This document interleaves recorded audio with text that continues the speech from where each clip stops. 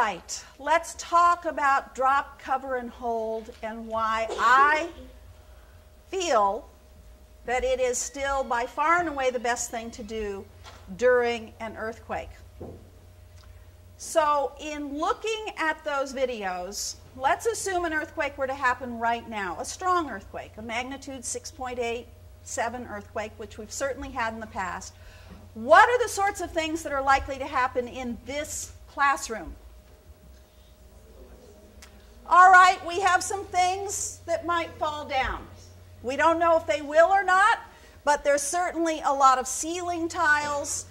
There's the covers on the lights. Up here we have the screens. So things might start coming down.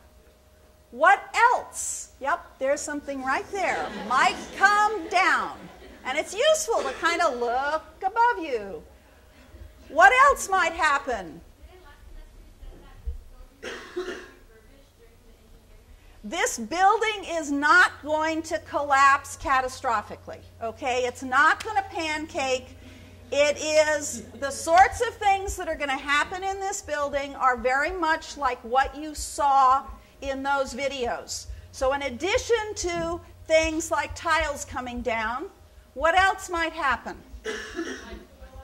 The lights are going to go out. It's going to suddenly be very dark in this room. What else might be happening? Some people, but none of you, because you're all going to know exactly the right thing to do, some people might be running out of the door, which is a very bad idea because the more you move, the more likely something falling is going to hit you. Plus, if a whole lot of you try to get into a little tiny door, what do you think is going to happen?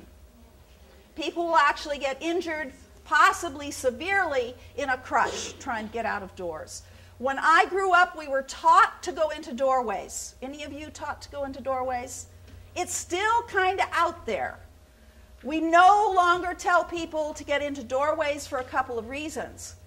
The most important being in any building that was built more recently than about 1880, the doorway is no stronger than the rest of the structure. Unless you live in an adobe, unreinforced brick building, there's no reason that the doorway is any stronger than any other part of the building. Second, the danger of being crushed if you head through the door, and a lot of other people are doing it. And third, most doorways have doors in them. And what do you think a door might do during an earthquake? Whoppa, whoppa, whoppa, whoppa, whoppa. And people can literally get hurt as the door flies back and forth and hits you. So doorways are out. So what do you really want to do to protect yourself from all that stuff and chaos going on? I'm going to go through this step by step so that you really understand what drop, cover, and hold on means. Drop means literally drop down to the floor. If it's a really strong earthquake, you probably can't stand up anyway. So dropping down as soon as you feel the beginning of the shaking means that you're not going to be thrown down, and you might save your hips or your knees. So dropping down and staying in one spot, that's the first step, and that's actually the most important. If you don't do anything more than that, you're probably taking care of about 80–90% of your risk. However, maybe there's something right above you that is not a really good thing. So this second part, first of all, cover. Cover means cover the most important part of you. For most, it's probably your head. For me, it's my computer, but my computer's over there. So you want to protect that head. So even if that falls down, you know, my arm's not going to feel very good, but I've probably saved my head.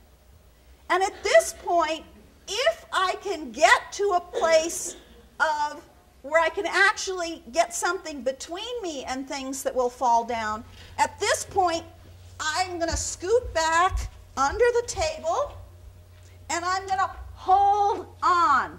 because you saw how things will move. If I can hang on to this and keep the top of this table between me and anything that might fall, then I've done the optimum.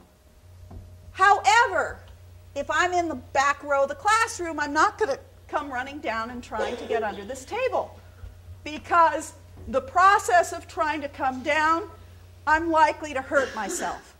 In this classroom, literally just dropping down sort of between the seats, even a little bit, so that the back of the chair is higher than your head, you have taken care of the majority of the risk.